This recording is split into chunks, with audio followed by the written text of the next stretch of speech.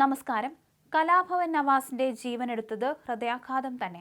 വെള്ളിയാഴ്ച രാത്രി അന്തരിച്ച നടൻ കലാഭവൻ നവാസിന് അന്നു രാവിലെ നെഞ്ചരിച്ചൽ അനുഭവപ്പെട്ടിരുന്നു. ഇത് കാര്യമായി എടുത്തില്ല. അഭിനയിക്കേണ്ടതുള്ളതിനാൽ ആശുപത്രിയിൽ പോകുന്നത് ഒരു ദിവസം നീട്ടിവച്ചു.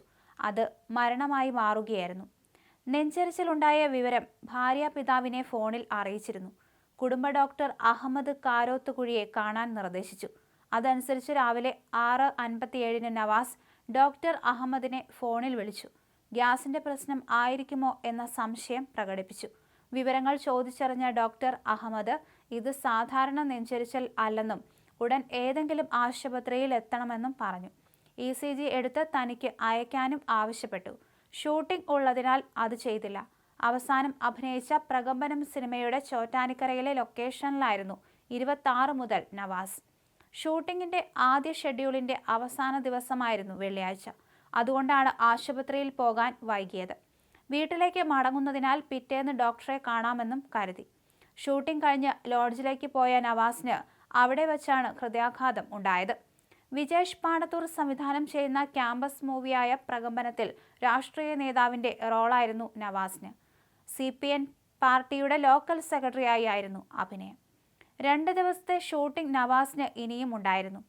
മലയാള നാടകങ്ങളിലും സിനിമകളിലും അഭിനയത്തിൽ വ്യക്തിമുദ്ര പതിപ്പിച്ച അബൂബക്കറിന്റെ മകനായിട്ടും കലാഭവൻ നവാസ് വടക്കാഞ്ചേരിയുടെ മണ്ണിൽ നിന്ന് മിമിക്രി സിനിമാ രംഗങ്ങളിൽ ചുവടുറപ്പിച്ചത് സ്വപ്രയത്നം കൊണ്ടായിരുന്നു.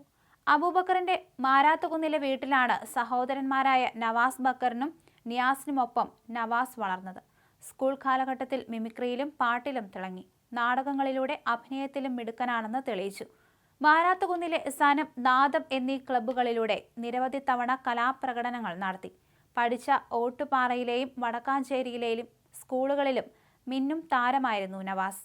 സ്കൂൾ വിദ്യാഭ്യാസം കഴിഞ്ഞതോടെ വടക്കാഞ്ചേരി വിട്ട് മാതാവിന്റെ എറണാകുളത്തെ വീട്ടിലേക്ക് താമസം മാറി. ഇതോടെ സിനിമയിലേക്കെത്തി. നവാസും നിയാസ് ബക്കറും മിമിക്രി കലാകാരനെന്ന ഖ്യാതി നേടിയിരുന്നു. കോമഡി പരിപാടികളിലും ക്ഷേത്ര പരിപാടികളിലുമെല്ലാം സ്ഥിരം സാന്നിധ്യമായിരുന്നു ഇരുവരും. മാരാത്തുകുന്നിലെ കുടുംബ വീട് വിൽക്കും വരെ കലാഭവൻ നവാസ് ഇടയ്ക്കിടെ വടക്കാഞ്ചേരിയിലെത്തുമായിരുന്നു. വടക്കാഞ്ചേരിയിലുണ്ടായിരുന്ന സൗഹൃദങ്ങളെല്ലാം നവാസ് സൂക്ഷിച്ചിരുന്നു. അതേസമയം നവാസിന്റെ മൃതദേഹം ഇന്നലെ രാവിലെ എറണാകുളം ഗവൺമെന്റ് മെഡിക്കൽ കോളേജ് ആശുപത്രിയിൽ പോസ്റ്റ്മോർട്ടത്തിന് ശേഷം ഉച്ചയ്ക്ക് 1:45 ആലുവ 4 മൈലിലെ നെസ്റ്റ് വീട്ടിലെത്തിച്ചു. പൊതുദർശനത്തിന് വെച്ച മൃതദേഹത്തിൽ കലാ സാംസ്കാരിക രാഷ്ട്രീയ മേഖലയിലെ പ്രമുഖർ ഉൾപ്പെടെ നിരവധി പേർ ആദരാഞ്ജലി അർപ്പിച്ചു.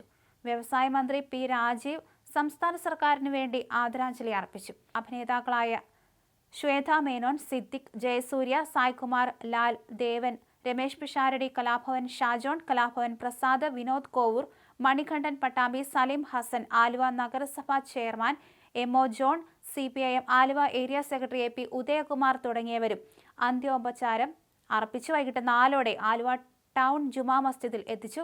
പൊതുദർശനത്തിന് ശേഷം 6:00 ഖബറടക്കി.